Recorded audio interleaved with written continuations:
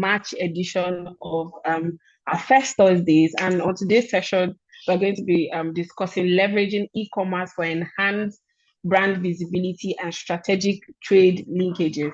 But before we go into the main discussion for today, I'm excited about this new development to announce that we have the French language now enabled on our sessions going forward.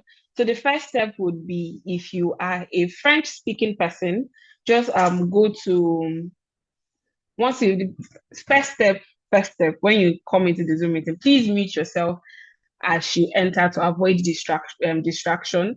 Click on the interpretation button. That would be the fourth from the right. For people who are using desktop, you would have to click on more.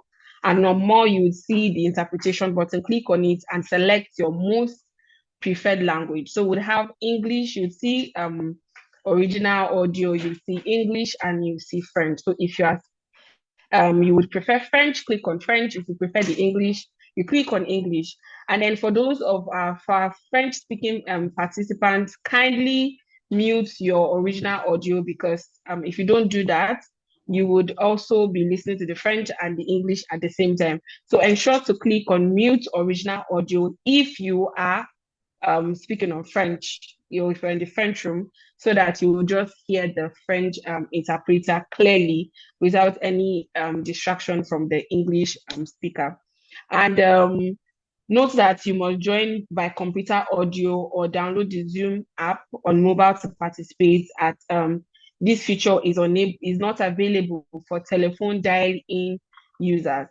So if you have any question or if you need clarity, my team members are in the chat box. They will be more than happy to guide you or provide you with more clarity as we move on with this session. So what's our agenda for today? You have introduction, we have a team member to set about African food chain, the opportunities we start to get, opportunities we have on our home. Then we'll have a session and the question and answer. So do well to have and be ready, so you are able to jot down questions and answers. Because during the session, you drop your question in the chat box, or you can jot them on your pen, and you would be able to ask or type it in the chat box when it is time for Q&A. And finally, we'll be ending with connecting to AFC alongside introducing the dashboard feature to those who are new to the community, as well as next step and closing. So would love to, for housekeeping, use the expression buttons such as raise hand, thumbs up, wave, clap to contribute or to call our attention. All attendees would encourage you to participate in all the relevant sessions within the event. Kindly use the chat to contribute and send your questions. When allowed to speak during the Q&A or the breakout session, kindly respect them and keep your comments or questions brief to the point. Posting in the chat that is not related to the event. So we'd love to hear from you. And on that note, I would love to introduce myself first. My name is Indegiju Anna Mambola. I serve as the communications officer at African Filmmakers on our headquarters here in Abuja, Nigeria. So we'd love to hear from you. Introduce yourself in this format. What's your name, your country, your agribusiness? Feel free to connect with like-minded entrepreneurs, because one of the basics or the opportunities you get from being in our community is the fact that you are able to network with other persons who are also doing similar things or have the same goal as you do. So I'll be going to the chat box and be giving a shout out to a few persons who are introducing themselves. And please do not forget to rep your country, because this is an Africa-wide platform, so we'd love you to rep your country. Again, while you're introducing yourselves, feel free to use your best emoji, or the emoji that actually describes how you are feeling right now. Are you tired? Are you excited? Are you feeling joyful? Are you shocked? Use the emojis that best describe how you feel at the moment. So I'm going to the chat box to give a shout out to persons who have introduced themselves. I'm seeing Koye, he's joining us from Ogun State, Nigeria. I'm saying, okay, Jane is saying her internet goes down time to time, is not stable. So Jane, do not worry. We would be, or we also always record all our sessions and we upload them. So for any part of the session in which you have missed, you can be able to catch up. And I'm seeing Samuel as we go. Hi, Samuel. Samuel was the last person who won the games this Thursday. So look out for.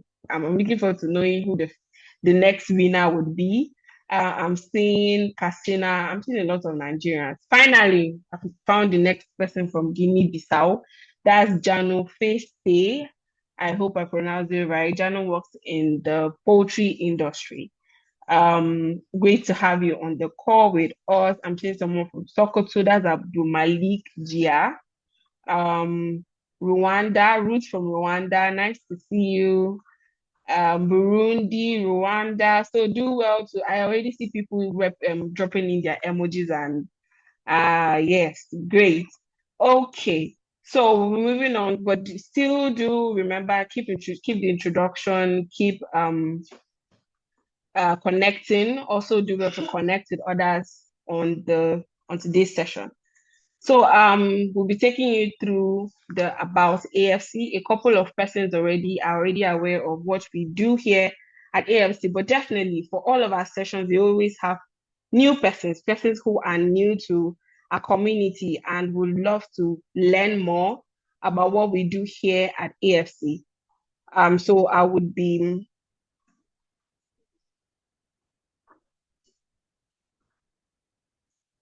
okay, great. So we'll be sharing a video to give you a more interesting in-depth of what we do here at AFC. So enjoy.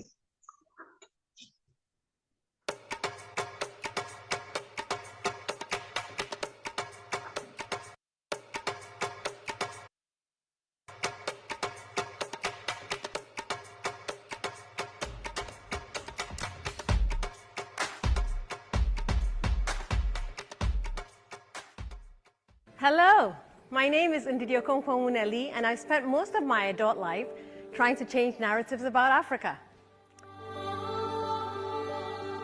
What struck me when I moved to the US was that the face of Africa was a hungry child. I would go to dinner parties and people would say, oh, my mom used to say, finish your dinner. There are starving children in Biafra or Ethiopia or Eritrea.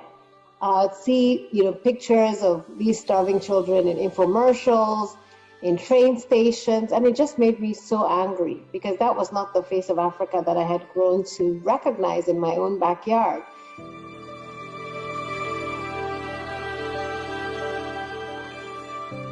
The African food narrative is often misconstrued. What if we told you a different story? What if we showed you how Africa feeds itself and how Africa can feed the world?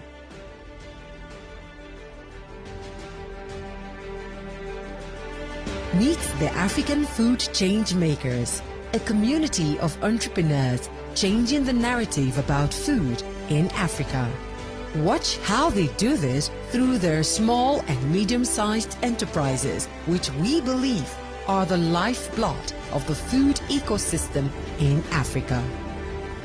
But then, faced with the devastating impacts of climate change, global and local risks and shocks, and macro and microeconomic challenges, these entrepreneurs struggle to survive. Through training, funding opportunities, exposure, trade linkages, and a vibrant community fostering peer-to-peer collaborations, we're empowering entrepreneurs for global reach and recognition. Our programs and resources support climate resilience and adaptation, business development and entrepreneurship, gender equitable agri-food systems, international trade capacity building, and other key areas. With significant impact made since 2022, we are growing our community one agripreneur at a time and spreading our reach across the continent. Hi, my name is Ngozi Roland Nonegonke. I'm the CEO of 7 Foods and Spices. My name is Bayo Adewoye. I'm co-founder and CEO of Agriarche. I am Chiamaka Wakalo Egemba, also known as Chef Amaka, the queen of Afrofusion. My success story cannot be complete without AFC. AFC is the way to go. If you're looking for the right network, if you're looking for the organization that will support you, both in capacity building, both in holding your hands. The Praise program has really impacted us in a large way. In the way we work, we actually work with smallholder farmers, and a lot of them are in the rural area. They don't have this understanding. So what we've learned through the Praise program, we're now impacting it to the smallholder farmers that we're working with. There are certain things that I got from the leading African women in food fellowship under the African Food Change Makers. And one of them is the mentorship programs. Indeed, I can't wait to show the world everything that I've learned. Only AFC can give you that opportunity. Don't miss it. Join us to be a part of our community and support our vision of 1 million successful and sustainable African agribusinesses recognized and respected globally. African Food Change Makers, nourishing Africa and changing global narratives. Partner with us today. We need to support small and medium-sized agri-food enterprises by creating an enabling environment for them, providing training, catalytic financing, enabling them to scale. We also need to support women-owned businesses, especially those run by young women. We must collectively build a food ecosystem that works not just for us, but for future generations. Join us.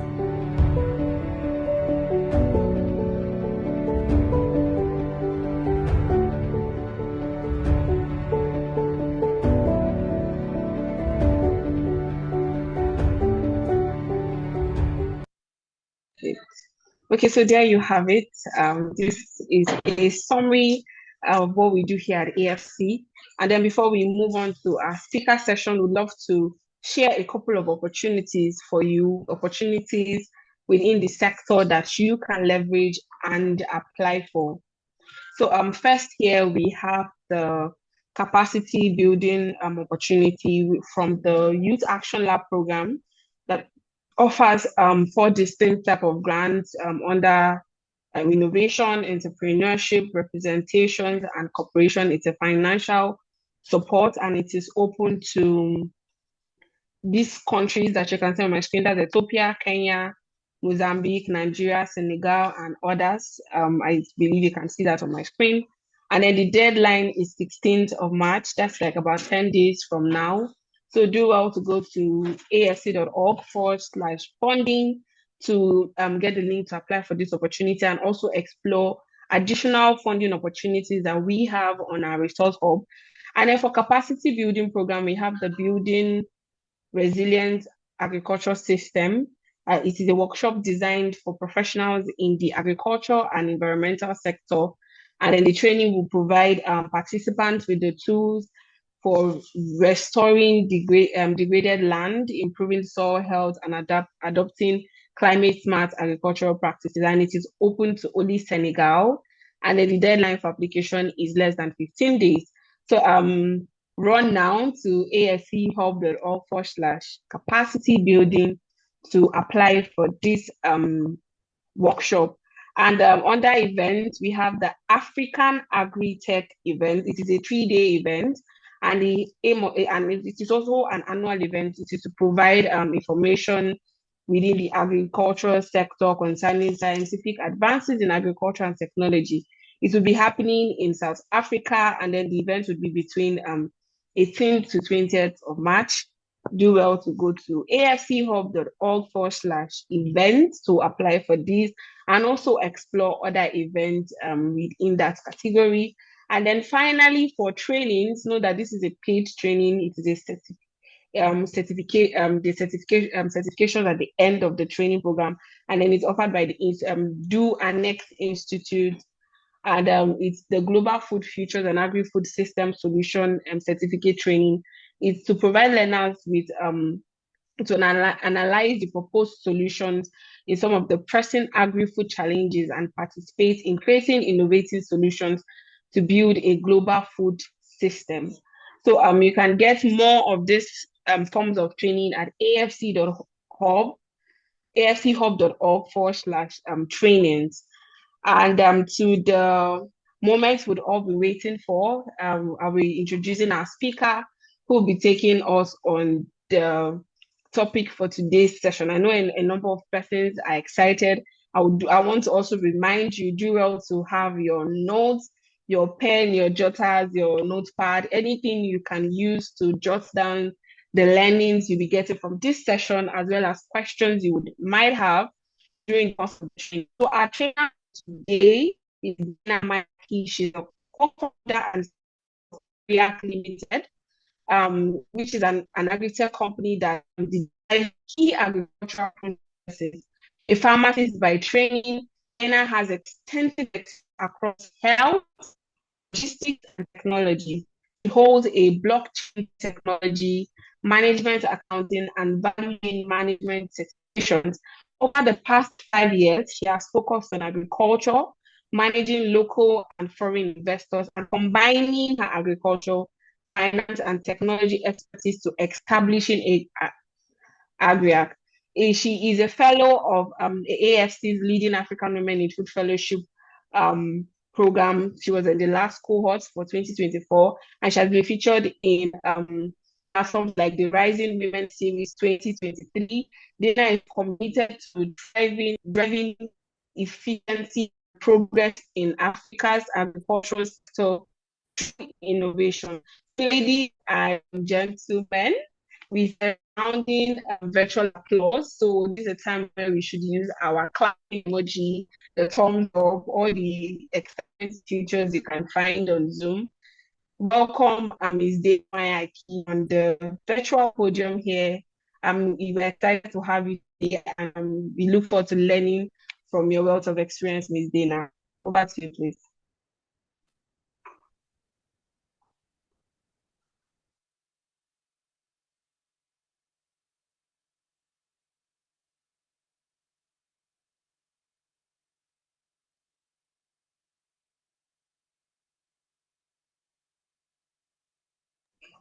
Hi, Ms. Deina.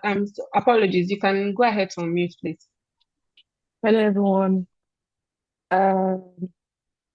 Good afternoon. Yes, good afternoon, everybody. Yes, my name is Deina. Deina Mayaki. I am the CEO of Agriarche, like I was just introduced. Thank you so much, AFC, for having me, and thank you everybody for joining this session. So I'll just try as much as possible to share for my little experience and some of the things that I've gathered here. So our topic today is the role of e-commerce in brand visibility. I would say brand visibility and positioning, and also establishing, because it's not enough to be visible or to be to be out there, but you need to close out profitable connections both internationally and locally. And I'll use Agriarche as an example, some of the experiences that we had that has shaped our narrative today. First of all, I will talk about the role of e-commerce in driving business growth and competitiveness.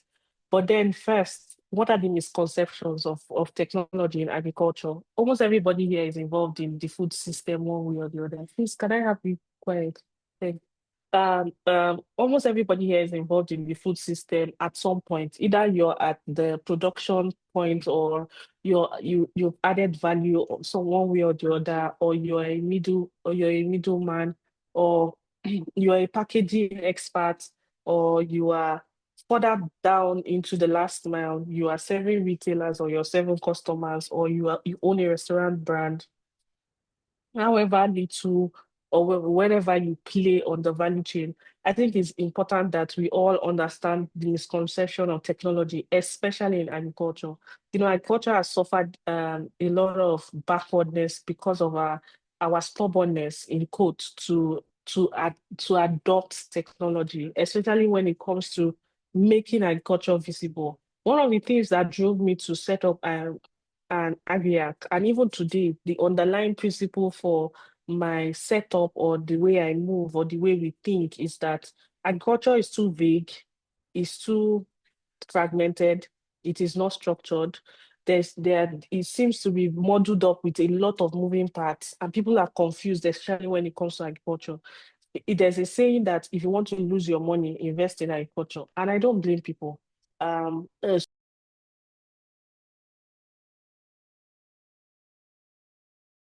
Make them that have visibility, even if it is a sham, even if it is a Ponzi scheme. A Ponzi scheme can just come up and everybody will just go and put in their money. And you wonder if these people are actually sensible enough to sort of like, why are they still investing? These guys are eating their money, ripping them off, but they still invest. Why? Because there's some form of perceived visibility. You see all of those graphs going up and down, and then you feel like you know what it is all about. Everybody, any Jack, Tom, Dick, and Harry can just wake up and say, oh, I'm involved in crypto or some meme coin, allegedly. Sorry, just using those things as examples. And you don't want to know, but just because there's a technology interface and you can see graphs going up, you know that it is profitable, and when it's coming down, it is not profitable, and then you feel comfortable to invest your money. Agriculture also has a lot of these activities, yet we do not think that technology is important, and that's why there's a backwardness. The numbers are there. Even the banks, when they want to invest, there's a statistics that says that only about 3.8% of money has gone into agriculture from the banks. And you can imagine, compared to other sectors, some other sectors feel that they need to depend on digital tools to survive, to sell their products so that we survive. There's a misconception of, because it is food, it will sell, or because it is agriculture, it doesn't need publicity, or our customers are not online. So there's a very huge misconception. Again, there are so many uneducated people. I won't say uneducated, I will say, because they are educated in some sorts. They are mostly educated in the things that they do on a day-to-day. So they are educationally less privileged when it comes to modern ways of doing things, because one, before it gets to them, is a bit, people have already started using these things over a decade before it gets to them and stuff like that. But the misconceptions are there, and it has cost us a lot. Now, how do you want to change it? There are modern tools. There's e-commerce. There are different forms of e-commerce. I hope you know that WhatsApp and Instagram are all forms of e-commerce, but depending on, because we buy and we sell on them. I, for one, so I did a survey, and I looked at the use of technology, and I saw that in rural Africa alone, technology usage or internet usage has moved from a 25% to like a 56% today, and is estimated to be at about 77% in the next 5 years. Now, when you go to the farm, you go to the markets, you see people, these guys are already on Facebook, they're already on WhatsApp. And I'm saying to myself, if they're already on Facebook and they're already on WhatsApp, they can use any other tool and they can have visibility into what we are doing. Now, for some of us here, just to talk in context, there are products that are for the urban markets. There are many of us here sell to more urban markets. Some of us sell to rural markets. The truth is that without going away from your brick and mortar structure or the brick and mortar frameworks that we currently have, internet or e-commerce is layered on the internet, yeah. So the internet extends your visibility into places that you cannot be around. It's almost like using your imagination. So the internet is the imagination of your internet extends. So you are here and you want to be in London. You see a picture of how London looks like, and then you use your mind's eye to project yourself into London. That's sort of what the internet does to your business. It projects your business to another landscape or to another environment where you do not have when you do not there's you don't have visibility, or you're not physically present. It also, so I've gone into now explaining the role of e-commerce in driving business growth and competitiveness, because I know that I've been able to prove to you that, you know, people are using this technology and it is growing, and you need to see the numbers, you need to see the opportunity. The truth is that beyond reasonable doubt, operating right now as a small business, who doesn't want to create visibility? Let's assume. So this was one of the challenges I had. Let me just explain this. Not everybody needs to sell on the internet, but I think at this point, everybody needs to create a presence on the internet. Now, valid, there are some people that their businesses, the users of their business are not social media frenzy. But from a business perspective, let's say for instance, for me, I serve food processors and I serve international buyers. As a business, they may not be on social media looking for me, or they may not be anywhere looking for me. But as individuals who work in those companies, they will see my business somewhere, and they are the ones that make up the company. So when they want to make decisions, I will be top of mind because I am positioning myself in the market as wanting to be top of mind within a certain framework or within a certain understanding, positioning myself. So the word positioning is a different word for branding. I'm not a branding expert, so maybe a branding expert can teach you how to brand your business, how to be top of mind of your customer, etc. and etc. But because I'm not a branding expert, for me, what I have done is to have a branding team that takes care of all our narratives online. We are not necessarily selling anything because we do raw commodities. What we are doing intentionally is to position our brand, to create an awareness that we exist, make sure people understand us and what we do.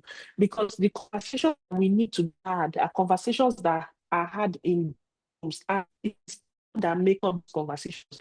So if you know any agri-tech company that is advertising agricultural processes, I want Agriarche to come to mind. Do you know any agri-tech company that this and this and this that facilitates trades and financial inclusion for farmers and aggregators? I want Agriarche to come on mind.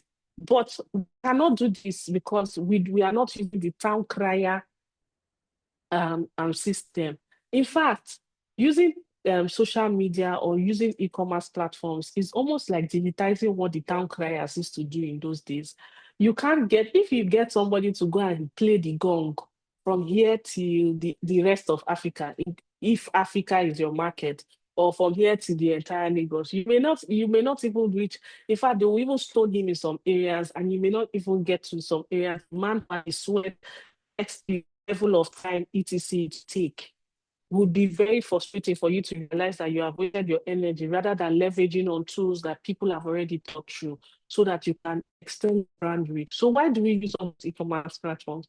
First, for market expansion and global reach. Secondly, for cost efficiency and business scalability. Some of you are busy just spending money on so many things. You may not know, you are ignoring modern tools, but you'll be wasting time, and the time that you use to better your product, or you use to understand your customers better, or to take more market information from your customers so that you can make a better product to stand you out beyond competition. You'll be using it to do work that should have been done. For instance, you want to, yes, I'm not saying do not imbibe those crude methods of going to offices and dropping your brochure and stuff like that. But there are things that can help you fast track that process and put you in the minds of those people you need to reach before you meet them physically. Some of us go to networking programs, and when you don't have branding communication materials and your goods are not anywhere, it's okay. Let me give an instance. It's something like today people use what they call these cards, to complimentary cards those days. But today you can just use your iPhone and touch the other iPhone, and the contacts are shared. And then some people use QR codes and stuff. As somebody who is still used to those crude methods, if you share cards, chances are that I'm not going to use that card after now. And we all know these things. So it saves you time, it saves you distress, and it helps you achieve the things that you want to achieve faster. In fact, it gives you data driven decisions. If you use, for instance, like social media to put your goods out there. What it does is that it can tell you the products that people have used or people need to use are buying over time. So without even doing a lot of analytics, you can see it from a nutshell that this is my highest product selling product. Maybe it is your highest selling product in March for a reason, or it now goes down at a certain month. That way you can plan better. But when you have not profiled or you have not keyed into already existing e-commerce platforms that help you to have this visibility, you'll be lagging behind. And you see other people uh, and think that they are doing one magic to know how they sell more or what exactly to sell to their customers because they are following their customers. And then you can employ SEO strategies. Maybe this you need to talk to a branding expert or a consultant to tell you that in this particular target audience that I want to focus on, what is the thing that drives them the most? What is the keyword that they use that drives them the most, that gives them more sales? And then it helps to shorten your journey through this whole sales process because sales is, trust me, sales is overwhelming sometimes. And then you have the competitive edge through technology because you can integrate with different systems. For instance, if you use things like Bumper, who are more optimized for sales, even on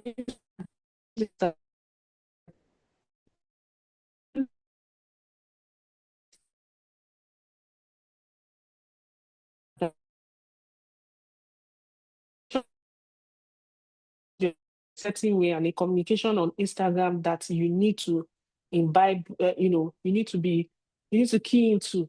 And over time, you will know what sells or what moves in most of them. And then there's information on Facebook, and you can use the ones that we already know, like Amazon. Now some people, so like Amazon, Jumia, etc., Konga, Udala, if they are still existing. My point is that these platforms have a prerogative to you to make sure that they do marketing. So it is not even on you. Yes, at the end of the day, you pay some subscription fees, etc. But it's not even on you to market because how they make their money is through network effects. The number of people who are subscribed to them and who see them valuable enough to exchange money for the value that they give them. But you may not know that your product is actually needed in Guinea-Bissau or in Malawi or in something. These platforms already have that great scalability and connectivity across all of these markets. So leveraging on them already puts you at advantage when somebody is looking for this product. If you stay in your shop or somewhere in Nigeria without reaching out or without saying that you have this test, chances are that the people who need you are there getting frustrated while you think that the people you are selling to around you do not need your product. So I think this is time for you to leverage on these digital platforms that already exist. I think the time you will take to sit down and organize yourself, look at these digital platforms, understand how you can leverage on them much more so that you can be more visible will save you a lot of manpower, will save you a lot of cost, will give you the data that you need to push, will give you much more insights in the market, and will put much more money in your pocket. So we're talking of greater profitability, we're talking of greater stability, and we're talking of sustainability in your business. And there's so much that you can go to because technology keeps advancing and leaving crude methods behind, right? I tell people, I say, okay, yes, going back to what we do in Agriarche, one of the things that drives us is innovation. Personally, there is nothing we are driving towards ensuring that there is no process in agriculture that we have not digitized because we feel that these are human interactions that can be digitized, that technology can shine a light on. I feel like when a process is too big, I feel like it is too dark. And until you leverage technology on it, technology brings out the light in it. That is why technology crushes corruption or technology helps you to identify corruption fast, depending on how it is structured, right? So as a person, I leverage technology a lot because I feel like, and I can tell you differences between technology beyond even what I do for the company. So as a strategy, what we have done is that we looked at farmers and aggregators, and we also looked at food processors who are our key players. And when we're looking at farmers, we looked at them and said, what do they actually need? one of the things we saw was that farmers need to be paid on time.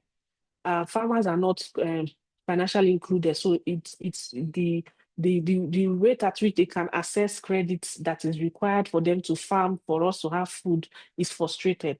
Farmers, there has to be a mix of convenience and accessibility, access to market and etc. And that's why we developed our platform called Kasua. You can check it on kasua.com. That helps them to access markets. And now we're taking it to people, aggregators and stuff that can list their products and also access these markets, both local and international markets, and fulfill these orders and get paid instantly. So when people get paid, they get paid using on their Kasua wallet. So on that one go, we've been able to solve financial inclusion, market access, payments. You can even track etc and etc. And the ones for businesses, we are coming to that. But what I wanted to say is that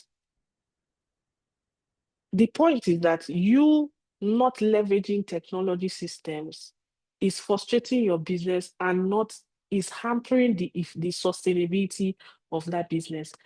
Who would have thought that an Uber will come today and now help us digitize how we run around?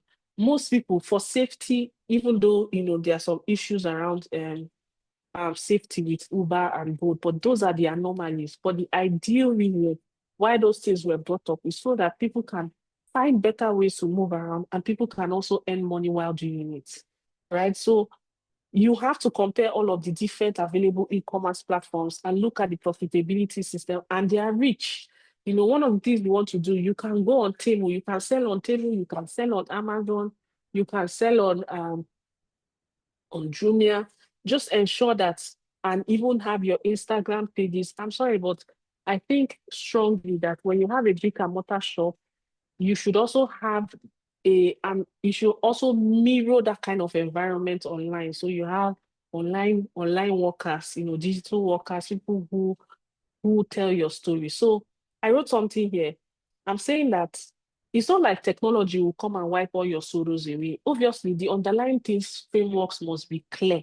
You must have a good product, because if you're selling rubbish and is on the fact that it's on Amazon, it can help you sell the rubbish faster. But the point is that you don't want to end up going through all of this stress and selling rubbish, and people will now put bad reviews for you so that you don't sell another product. No, I'm talking to people who know that their product is good, because the truth is that somebody who has a lesser quality product, the fact that the person has invested in branding and invested in being understanding this e-commerce and how the internet works, that person can sell way more than you, and you'll be feeling slighted and disappointed just because you have refused to understand and leverage and catch up on all of these moving parts. But the underlying frameworks need to already be existing. The technology itself is not the work. The technology is the enabler. So everything that needs to be done, the logistics person there has to be somebody who is responding to logistics and making sure that they deliver these things on time. There still has to be people holding the moving parts. The only thing is that technology takes those moving parts and expresses it and says that they exist. This is where they exist. This is where you can find them. This is how much it is. Save you all those trouble from going going person to person to go and explain to them what your product is about. Technology does that explanation to you and helps you manage the payments so that you can, have your payment interactions and you can be rich, and you can do that all over and all over, all over and all over again till your brand takes the position that you want. Now, there's another thing I wanted to say. The work now boils down to storytelling. How much storytelling can you do to distinguish your products from another product? That's not the work. This is the year and this is the day and decade of storytelling. If you cannot tell, so I'm not saying lie. And this is why sometimes we always tease ourselves and say men raise more money than women, because the concept of fundraising is about storytelling, and men tell stories a lot. I mean, men know how to chase women. I'm just for lack of a better word, men know how to propagate things bigger than what is supposed to be. I'm not genderizing, but I'm just saying that these are some of the attributes in some of the men and some of the attributes in that the women do not have that they can learn from the men as well. So storytelling becomes the driving force. Storytelling becomes the icing on the cake. If you have a good product and you cannot tell the story, and again, you have to understand the different platforms that are available so that your storytelling can be straight to the point, very simple, very direct, and can appease the audience of that particular platform. The audience of Amazon is different from the audience of Temu, from the audience of Jumia, from the audience of Instagram. They are different. Never you look at your social media platforms as the same or your e-commerce platforms as the same. Look at one of the things that you can do is to look for the analysis of the best-selling products on each of these platforms and understand how they have told their stories and how they have positioned their brand. Then tailor your brand towards those kind of things, because that now helps you to position yourself for the market. Some people still sell on Instagram so high, but they can never sell anything on LinkedIn. So you understanding your market, understanding the audience, and tailoring your story to suit different audience. See, it is hard work, and I must tell you, it is really, really hard work.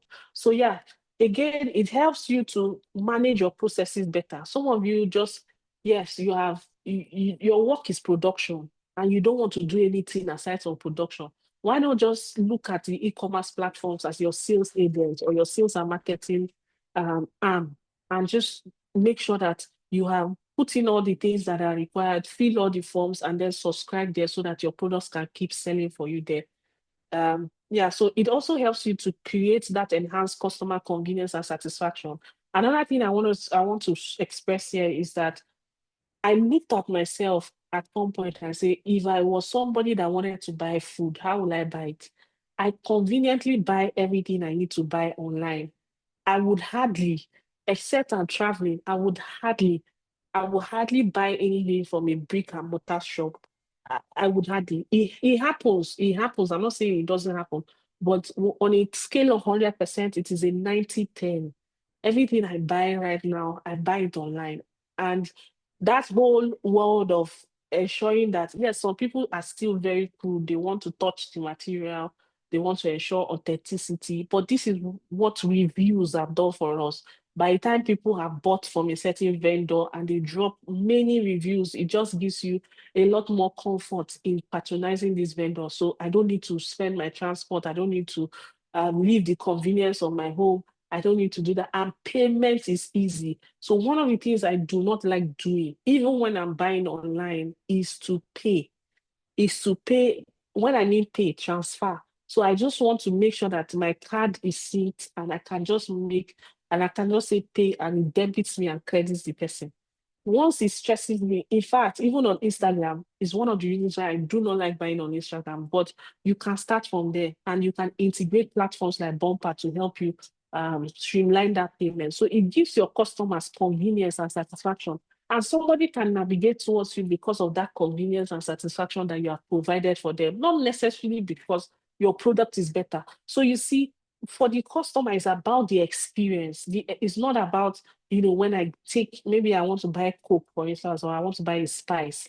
Yes, the spice may add some level of value to my food, but the point is that what was my experience in buying that spice? The experience plus when I get it and start using it makes up the total, my total analysis of whether I should continue with that brand or not.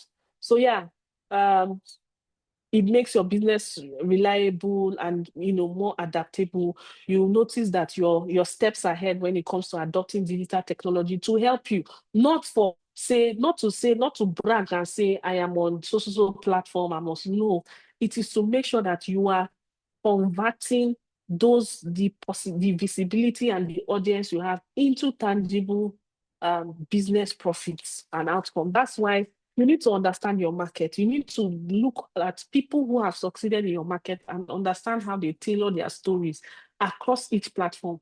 Those who are winning on Instagram, those who are winning on Twitter, if you have the muscle, and you must understand where your business is, not that you go and do more visibility than the products that you have available or your capacity to deliver. that just tarnishes the image of the brand. So you must understand where your business is. Sometimes you don't need to do adverts. All you need to do is to do a positioning, just be there. And again, other tools that you can use to enhance your online presence, make sure you have a website, even if it's a one-pager. These days, it doesn't take time. It's cheaper because people who know how to do websites are much more right now. So in those days, they could charge you $1 million to do an email. Somebody, a friend of mine, who is a tech person, told me that in the past, that 5 years ago or 7 years ago, he would create a bank, an email account. Let's say, for instance, maybe I want to do Agriarche, an email account, dana@agriarche.co.uk. He will create it for these institutions for over $1 million.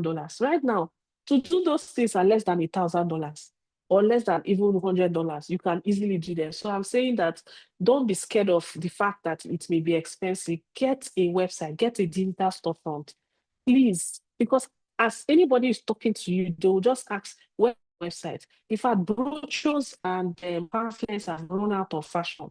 Not even fashion. People don't have that concentration again to start to read, anything about it. They'll just go and type so business. And if it doesn't have any digital storefront, you've lost the person. I was speaking to somebody who was over 90 years old. 90 years old. He has one of the best glass factory technologies. And then I was working on a project that needed to do a glass factory in Nigeria and stuff like that. So because he had the best knowledge, he had the expertise, he was like a grandfather to me at that time. I really wanted them to use this company as their advisor on the project because I knew he had the capacity from Germany and from Israel and stuff. He was not online. Guess what? He did not have a website. So it took me time to convince whoever, and at a point I just gave up because the problem is that, oh yes, they see his credibility, they see everything he can offer, but at the end of the day, he is not visible. So it does not show credibility. It doesn't show you can be traced. It doesn't show that people can have the confidence in you. So ensure that you have digital storefronts and let there be a clear brand messaging. You need to work on your brand. You need to work on what I see concerning your brand because you don't see all of the madness that happens for us with. I mean, sometimes we decide to show it if we want to show it, but the point is that we don't see it for some of you who have factories and mini factories, and it just if you're producing pure water, we don't need to see all those things. What we need to see is the product. And at the end of the day, when we look at your storefront, we see that the product is there and we buy and we go. Right? So somebody can make a lot of noise about their product. Meanwhile, they are selling rubbish, like I explained earlier. So again, another thing I want you to take from this call is that we are getting lazier. Let's just accept it. We are getting lazier. And so your thinking is that how do you leverage on people's laziness? How do you make them more lazy? That's how I would say that the Western world thought. They've made many of us lazy. We don't go to libraries again. Every information can be gotten online. So anybody that is really doing any book and does not make it a digital version may be wasting their time. Even though I still like the paper version, but I mean, you always have to create those two versions to capture the online presence. If you now we have dishwashers, we have just things to make our lives easy. So whenever you are selling a product, like I said, even if it's pepper, even if it's one spice, or even if it's biscuit or something, you must add a component of convenience to how convenient you can add it to your costing. At some point, the buyers will not mind because they are getting it in their lazy. They are lazy, and it's not it's not stressing them beyond the extraordinary to go and look for your product. See, no matter how golden your product is, if people stress to get it, they would rather not bother after some time. If they have another alternative. So don't give them that alternative.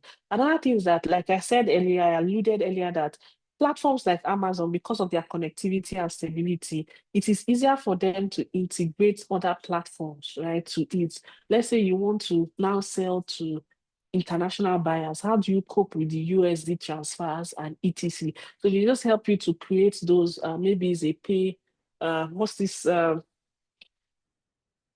PayPal account or an account that can accept dollar, so if you are going to be doing that on your own, you go and be opening a dollar account, getting a USD card. The platforms themselves will integrate those things that make your life easy when it comes to consolidating your payments and interacting with the customer. And then you can do all you need to do is just to pay them for advertisement. They can help you. Then they help you to analyze your data. And then they help you with email marketing. For some of them, they are linked, they are integrated with email marketing and also for WhatsApp business, etc. You can immediately I wanted to use the word extrapolate. No, that's not the word. But you can somebody who is shopping can immediately just go and chat you up directly or send you an email, and then you can continue the conversation. So I would say this: a strong online presence is no longer optional; it's a business necessity. Even for financing, you need to do it because sometimes, for me as a person, I would be in that category of the people that will say our customers are not online. However, I am very mindful of the day that they come online. I want them to see me online. They may not see me in front of their houses, but they will see me online. And I try as much as possible to maintain the physical presence with them on the ground. For some of our businesses, you have to do tech-enabled processes. It is only businesses like fintech that have gotten to that fully optimized technology level. But things like um, agriculture, there still has to be some certain level of on the ground presence while you merge it with digital approaches. If not, if you leave digital behind, you'll be left behind.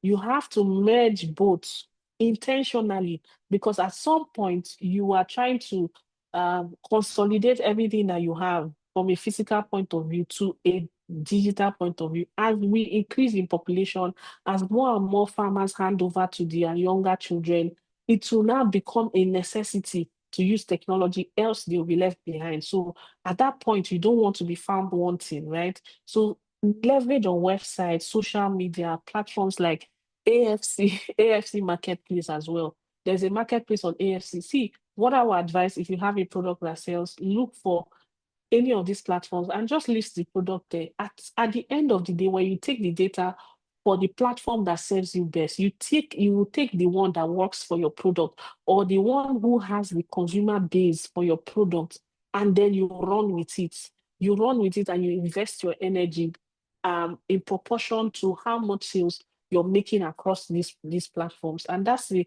benefit of all of these things.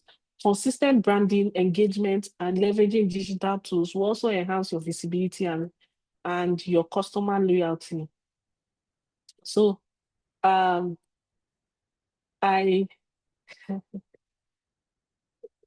yes. So this is where I think I'll end. I've said a lot of things around the role of e-commerce and in enhancing your brand visibility. I've also said something around the significance of a strong online presence.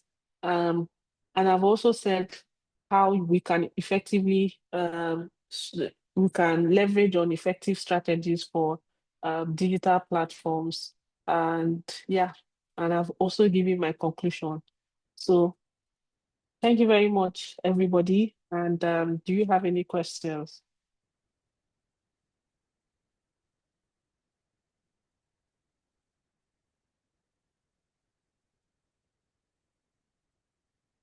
Am I on the call?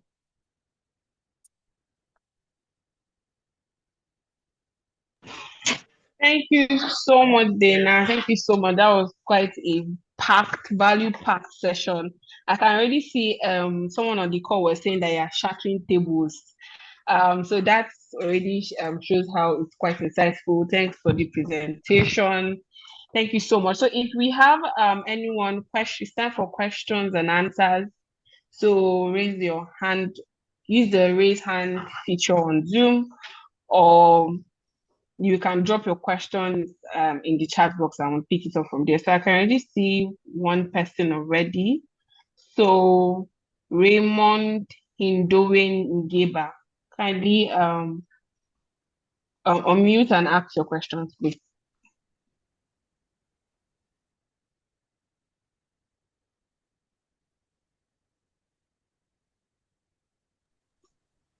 Hi, Hello. Raymond. Kindly go. Okay, good. Yeah. Go ahead, So that please. appreciate this Yes. opportunity. I'm a member of AFC in Sierra Leone here, and my own question is that since we are not selling products, but we are helping the farmer, right? We are helping the farmer with some agricultural training, intensive, and some agricultural seeds, as an organization. So how are we going to benefit on these particular lectures, or how are we going to collaborate if there is way for us to collaborate with your own organization? Because the farmer in Sierra Leone here really are perishing. They do not have this kind of opportunity. So they only benefit from us, we the organization that's working with them. So that is my question. How are we going to benefit from this, or how are we going to collaborate with your own organization to support the farmer in Sierra Leone here? Thank you.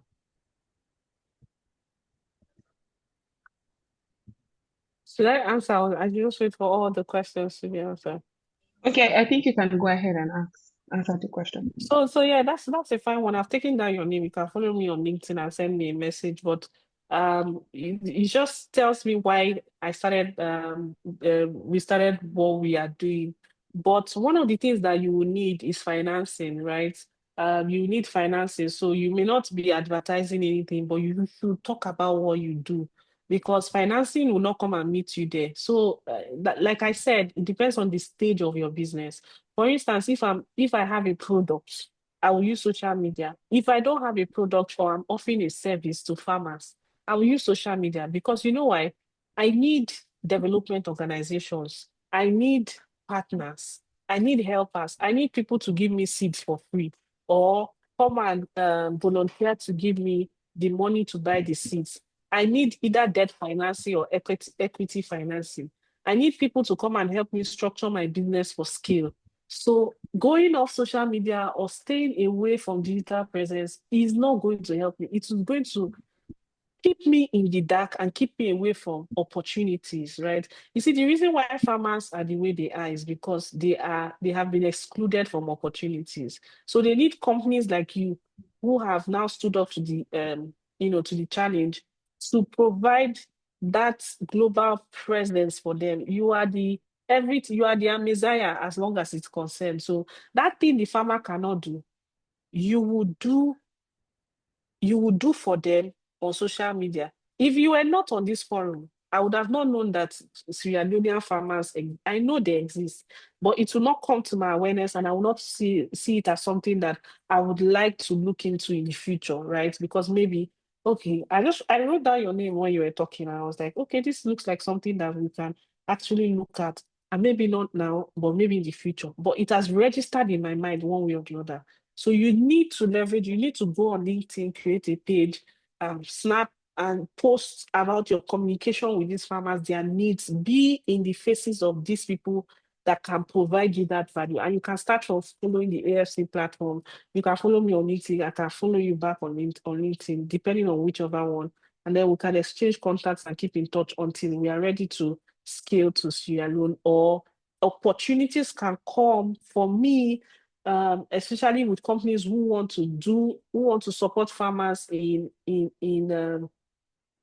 Anglophone speaking countries. Or so the first thing that comes to my mind is somebody who has engaged me on a certain platform, which is maybe a Sierra Leonean farmer.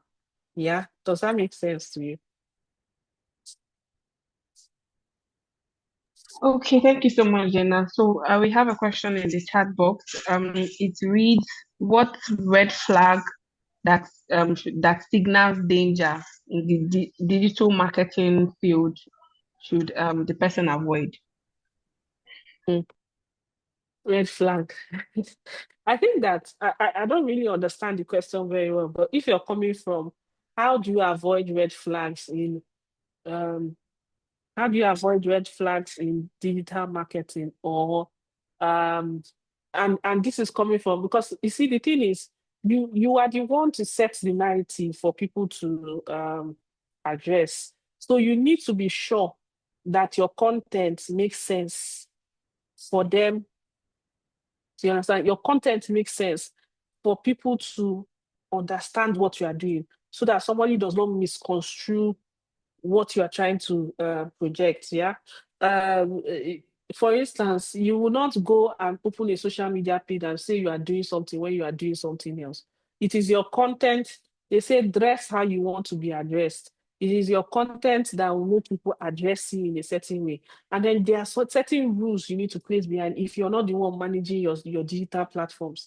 People should not be using your digital platforms to comment on that certain posts. You know, there are sometimes I see maybe Reina Farms. Reina Farms is going to somebody is twerking and you're saying, oh, nice, nice buttocks. You know, that's a brand. That you've just messed up the brand. You've associated the brand with something that is not supposed to be. I'm not saying twerking is bad for people that twerk. I'm not saying that, but I'm just saying that don't use your brand image to go and how will I put it? To go and be promoting certain things that are not related to your brand, right? Keep it there. Another thing is you need to ensure your narrative, just it is about narrative. Then do not engage in conversations that are controversial. You don't need to put your brand in politics. You don't need to put your brand in anything. Your brand identity should remain your brand identity. I went for a program. In fact, it was Sahel Capital that invited me recently to a program around with some of the MDs of very big companies that you know. And I realized something. We are not really very, very brand conscious. In fact, those two men taught me something. They brought in another bottled water from another company because their companies produce water. They refused. They said they had to remove the branding. So, you know, even if you're small, even if you do two maybe you do water or you do spices and you're doing only 2 bottles in a day or 2 bottles in a month, you will stand by your brand because your brand is your story and you will not compromise your brand with any other brand. So as much as possible, your social media pages do not come and confuse the public. Don't be selling this, then tomorrow you are selling clothes or you're selling sugar or you're selling shoes. Be straightforward with your brand and create multiple pages that represent multiple things that you want to do so that people are not confused when they want to address you. Like I said, people have become lazier, so you must shorten the time frame for them to understand who you are and address you, right? You don't want us to start figuring out. By the time we are figuring you out, we've lost the connection, the trail of thoughts, and we want to do something else. Yeah. Any more questions? Yes, we have one here from Philip.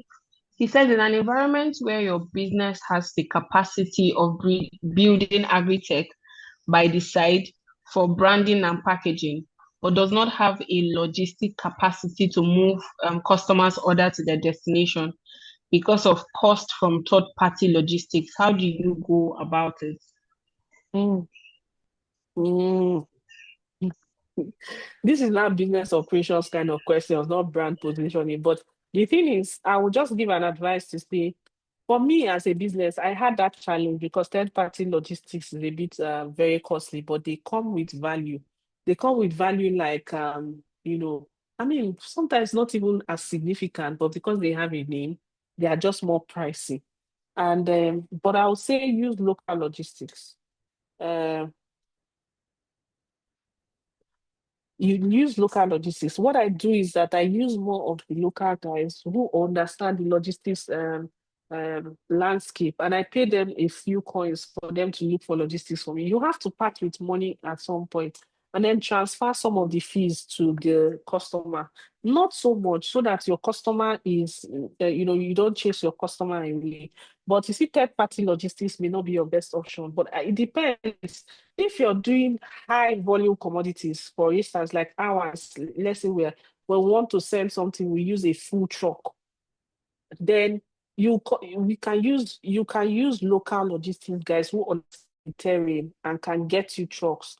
But if you're doing like things that can be moved, lightweight, maybe you just need a bike or something, third-party logistics will be the safest option for you, because you don't want to go and be looking for ad hoc logistics people that will run and then transfer the cost to your customer. Let the customer pay for the cost of the logistics. You can now pay for they can pay you for the cost of the item, but the customer chooses the cost of the logistics that he wants to pay for. Yep. Okay. Thank you so much. I don't think we have any other additional questions. Okay, one last one. We just came in. What is your key data point that determines whether a location is profitable? The location. I think maybe the platform or something. Oh yeah, a platform is profitable. It's from your own data now. They will tell you, that if you sell on Instagram, or if you post something on Instagram, you will see the number of saves, or the number of clicks, or the number of interest. Those numbers of impressions or stuff will give you an idea of how many people are interested in your product. And all platforms right now give reviews. And for websites, I think it's Sanity, or I can't remember the name of the platform, that even gives you a review of how many people come to your website, how many people stay on the website, how much they spend on the website, what do they click the most, all of those things. So the social media platforms are enabled to give you that insight if you start using them. Then at the end of the period, you now have to do your homework of combining all of those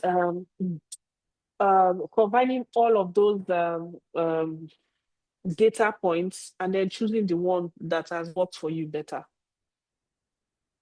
You can also use things like Amazon or Bumper, and then they will give you all of the profitability index of how much you have sold on each product, and it helps you to know your North Star product as you proceed. Yeah. Okay, thank you so much. We have another question. It's between a social media page or a website right now, which one is better? It depends. I would say have both if you have the capacity to, because a website can be a one-pager that tells everybody everything about your business when they come on board. A social media page may be very direct. It makes sure that you would have to streamline the talk about your business into very short phrases that doesn't give you the opportunity to express yourself. And I may want to know more, so I can go to your website. And it depends on the audience that you are addressing. If you're doing fast-moving consumer goods, you may want to do more of the social media so that you can sell through it. If you're doing certain kind of things, you may want to do both. And it depends on how you're building the business, because some institutions may not take you seriously if you don't have a website. So if you can do both, and it is possible to do both, please just do both. Yeah. So we have one more person that wants to speak, Oluwatoyin Omange. You can ask your question, please. Okay, thank you so much. Thank you so much. All right. Thank you. I'm happy about this this training. So for me, you mentioned Amazon, and I just wanted to state that firstly, I'm already on Amazon. I actually got myself on Amazon and Shopify, eBay. So I do spices. I produce African authentic spices. So now what I actually have to tell you a little bit of story to get to my question. So I actually had to partner with DHL here in Nigeria to have a very huge discount on shipment to the Amazon warehouse. they've not put us on live. Our store is not yet live. So it's just, this is our first shipment that we did last month to Amazon. So now the question, the issue I'm facing right now is, I don't know if they have a system, but it's a delay of uploading our products, like putting us live on Amazon, that we're actually facing currently now. And also integrate of Shopify and eBay into Amazon. So what I've done is almost closely related to almost everything that you have mentioned. And the second, you were trying to remember the payments. I use Payment on Amazon. So that was my first question about what do Amazon delay that much? Because the products already got to them last month around February 20th. Then the next question is because I'm trying to get on Etsy and then Walmart, but I understand that I have to have like a US based company.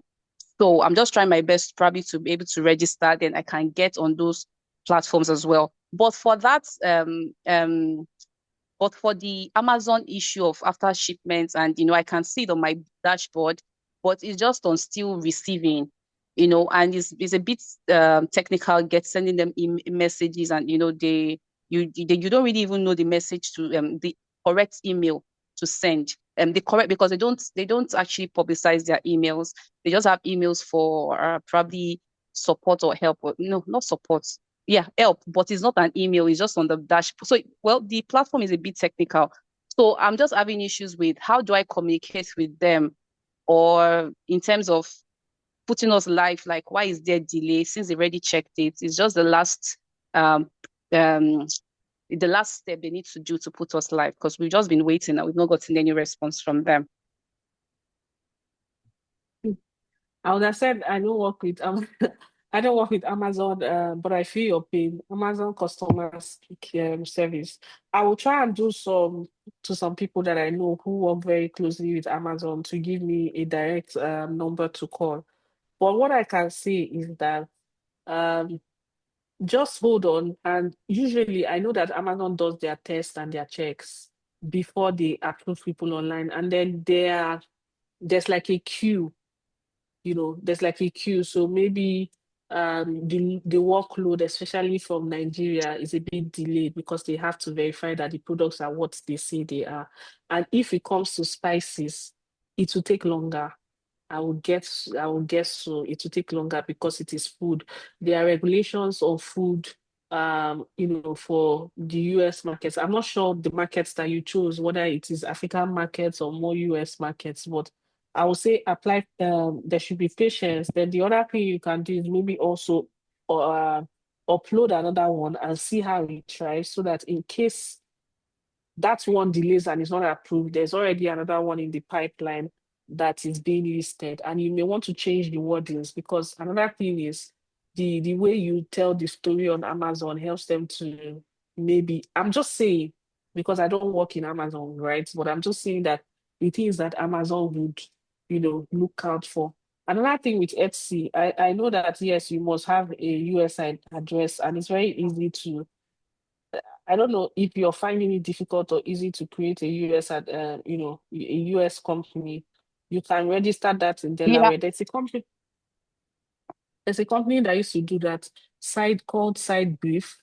They can help you register and get a bank account, etc., so that you can be trading there. I'm Okay, not sure please, if I you don't mind if you can cite the name so I can, because I got two, but I'm just trying to verify their authenticity if I can use them. But it says side court or something. I don't know. I'll write it on the chat room. Is this side court? No, Side Brief. All right, God bless you. Thank you. Yeah.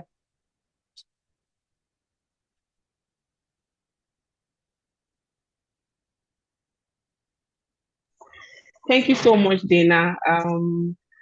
Please let's send all our thank you, send a clapping emoji, use the clapping feature on Zoom, and send our appreciation to our facilitator for today. Thank you so much, Dana. It's always a pleasure having you. Questions, I believe our participants have learned a lot. And then we'll ensure that the recordings will also be on our YouTube platform so that you can go back and re-listen and also pick up points in which you might have missed during the session. So thank you so much, Deina. It's always a pleasure. Thank you so much for your time. I will look forward to having you for additional sessions going forward.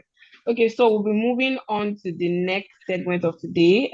That's a group photo. So before we let you go, Thank you, everybody. Deina, would Oh, love to take yes, our family photo, like I always refer to. So let's have people on the call turn on your cameras and team members, please help me take a screenshot of everyone on the call.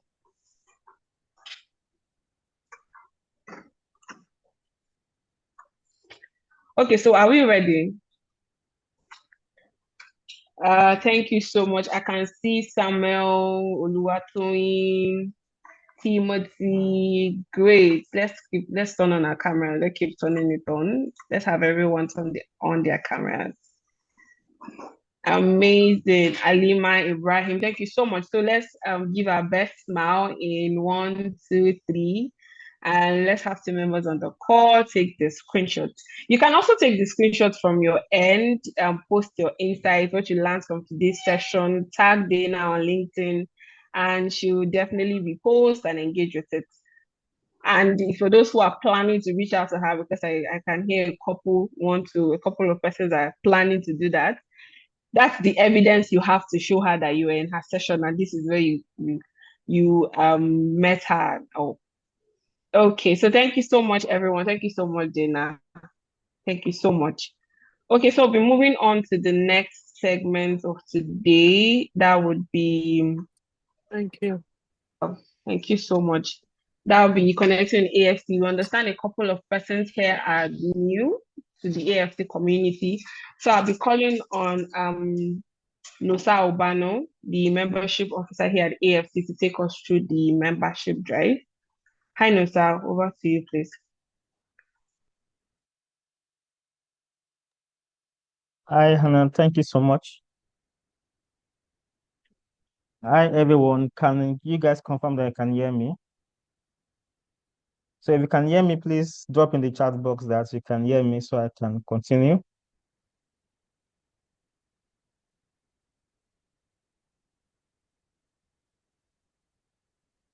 Okay, great. Thank you.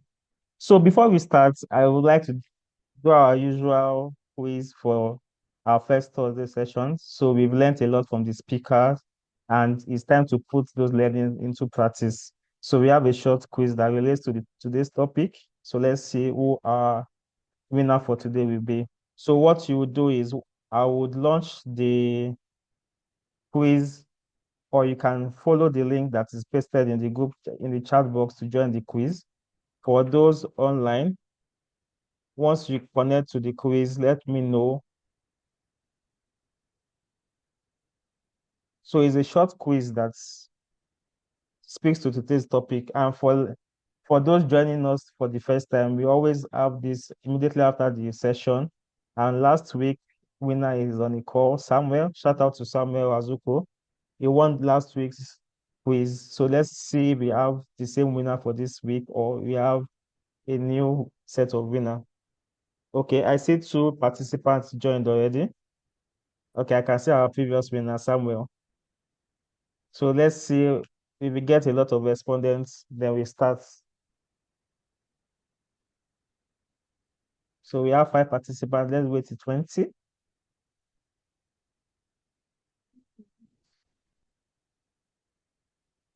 And as usual, please, team members, do not join the quiz. It's strictly for members.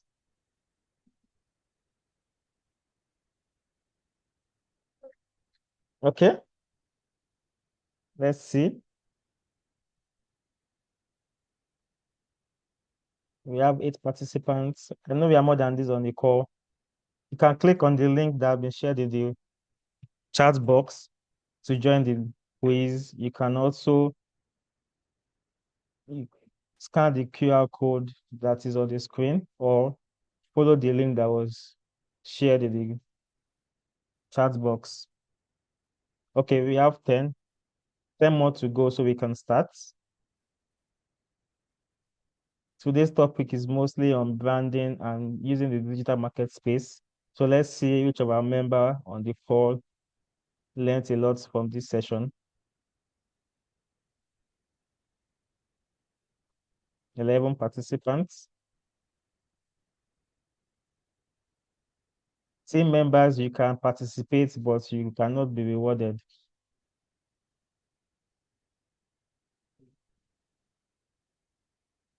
Thank you, Samira. See you've joined.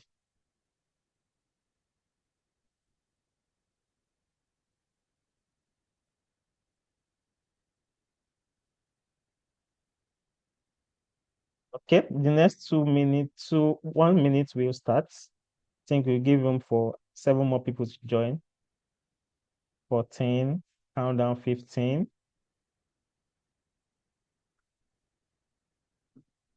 16, 17,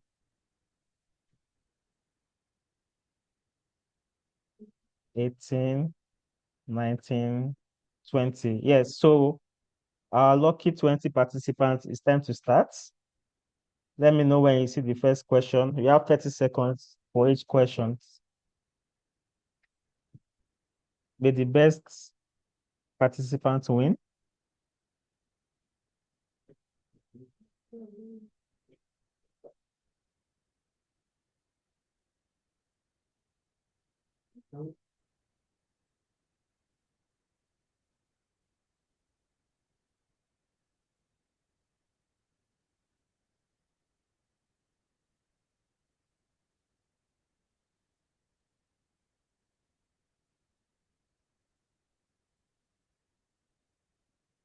Okay, Samira. Samira is stopping this session. Next question.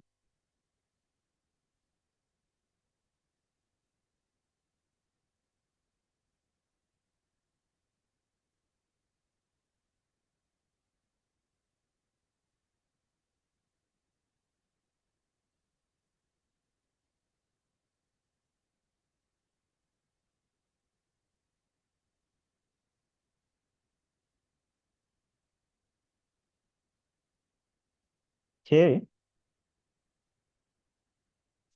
let's see. Wow, Samira is still leading the pack. Next question. We have 30 seconds more.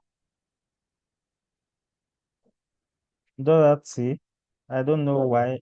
Okay, I'm not sure I understand you, Dorothy.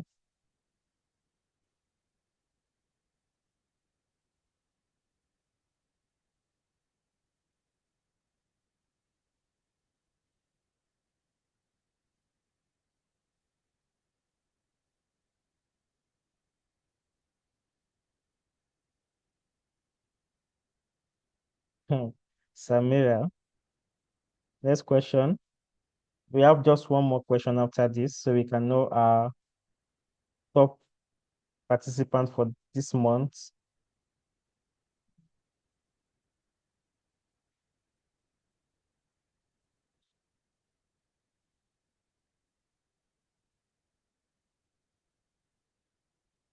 Final question for today.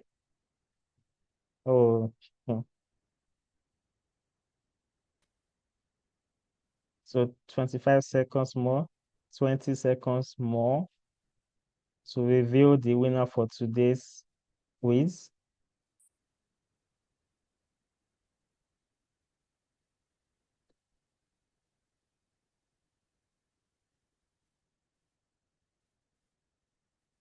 Five, four, three, two, one. Thank you so much for participating. And today our winner goes to Peace Obu. Hi, Peace, if you're on the call, congratulations to you. Samira led the pack from question 1 to question 3, but unfortunately, Peace was faster in responding to the questions than Samira and ended up winning. We have Peace with the time of 1 minute 15 seconds, followed by Samira 1 minute 20 seconds, then Abdul Malik 1 minute 38 seconds. So congratulations to you, Peace. If you're on the call, let us see you. Let's do a shout out to you, please. Kindly unmute and share your video. Let us see your face. Congratulations to you. Do we have the winner on the call? We should because you participated. Fortunately, Samuel, today is not your turn. Yeah, so please, the communications team will reach out to you. You can drop your email on the chat box to reveal your prize as well. So let's go to the session for today, which is membership drive. Thank you for participating, the 20 lucky people. And as usual, your prize will be a monthly spotlight.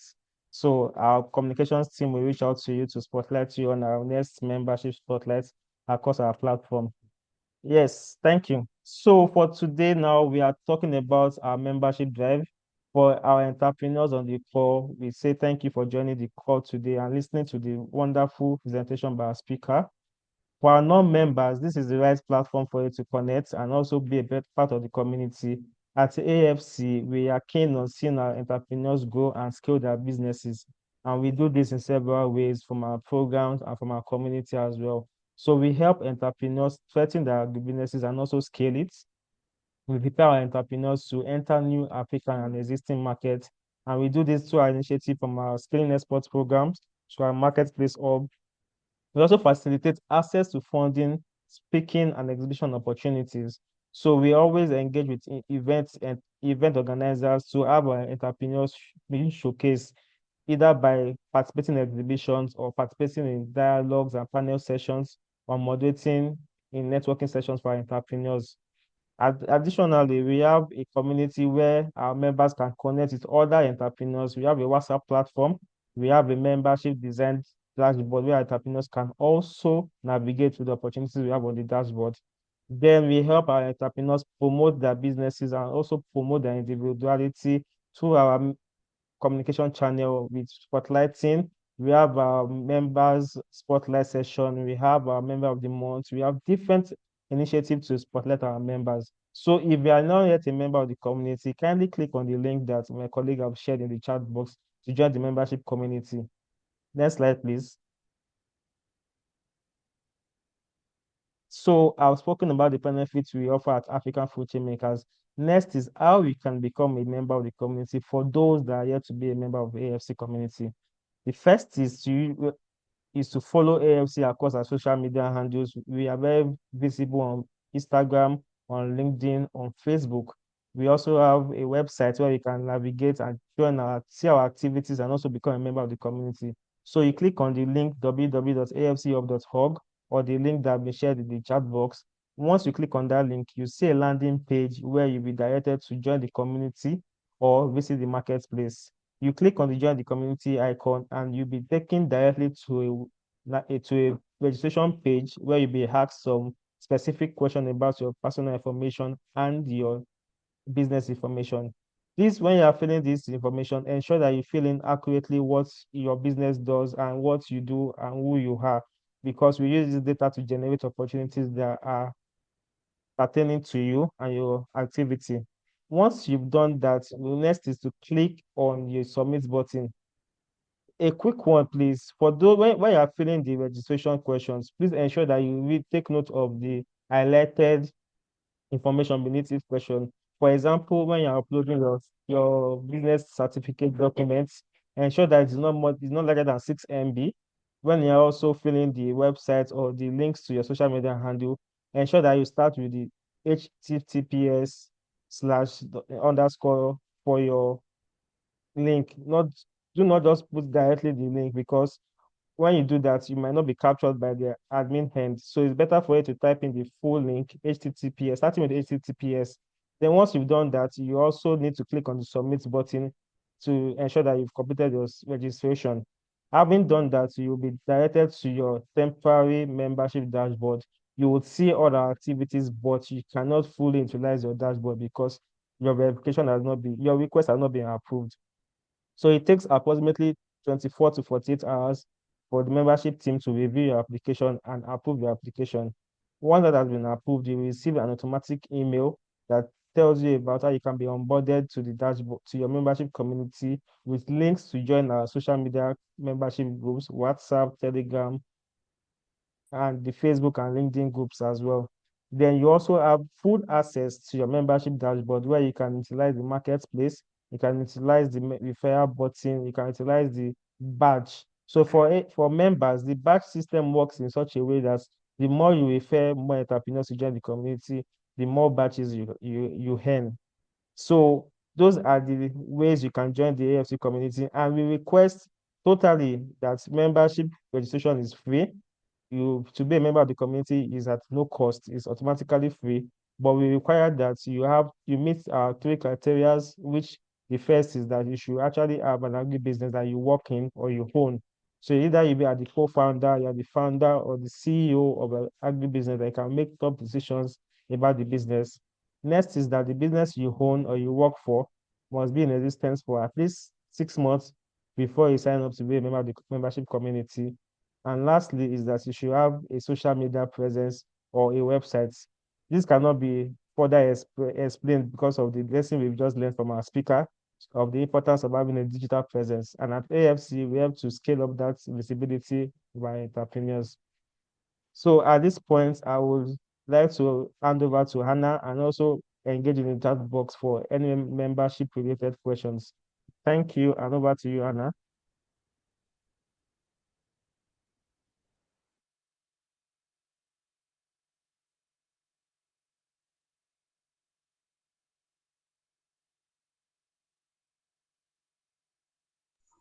Thank you so much, Nusa. So there you have it. We look forward to having you join our community. You stand the chance to gain a lot beyond the training sessions. Just like Nusa shared, once you join the AFC community. And if you're also part of the AFC community, you can go ahead to refer agripreneurs like you who you think or believe stand to gain a lot when they join the AFC community. And then moving on, we're going to the next step. So we're excited that we're having the unveiling of the 2025 Leading African Women in Food Cohort program. And also we have the agri-funding workshop series coming March 27th this month. And also we have the Brace LIS, that's for the Brace participants who have been able to join the Brace program. Your LIS will be starting tomorrow, rather, not next week, this tomorrow. And then we also have the Open Export series, which is on 20th of March. So the Brace LIS is on Friday, tomorrow, and then the unveiling of the LAF cohorts is on Monday, that's March 10th. And then the one exciting thing about this unveiling of this course is the fact that we are also going to be launching the LAF book. So if you want to know what the LAF book is, if you want to know which of the women in food and agriculture are going to make it to the LAF cohort this year, do well to join us on Monday. And also, we encourage you to register for our upcoming events, showcase for our members already.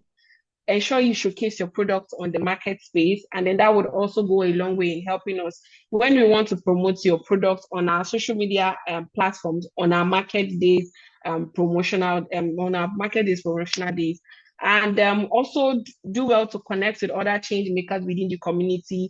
We do not grow as an island. Don't be an island. So reach out, connect, make meaningful connections with other agripreneurs within the sector. So again, would love you to follow us on all our social media accounts. Don't not just follow, engage with our content, comment on it, share it, put in your own opinions or feedbacks or insights as it relates to the content. Engage in the membership monthly knowledge and experience sharing sessions. We had one on yesterday, and it is always a delight. But then this is only open to AFC members. So if you want to be part of the knowledge sharing sessions, do well to join our community. Also, a person asked that there were no opportunities in Ghana as we were sharing the opportunities at the beginning of the session. We have much more opportunities there on the website. So go to our opportunities page for the funding, capacity building training, events, and also grant opportunities. You should go there, you see opportunities for other countries outside of the ones we just handpicked and shared with you today. So you have explore those that page, and you will see opportunities that relate to you. And then we always love it when we get feedback from you. So share feedback, how we can get better, what we should change, what we should improve, and how best to serve you better. And don't forget, lastly, to share the goodness of AFC. Allow me to use the word, this particular sentence, preach the gospel. So we see you again next time, same platform on our next event. Do have an amazing rest of the week and an amazing weekend. Thank you everyone for joining us to the end. Bye everyone.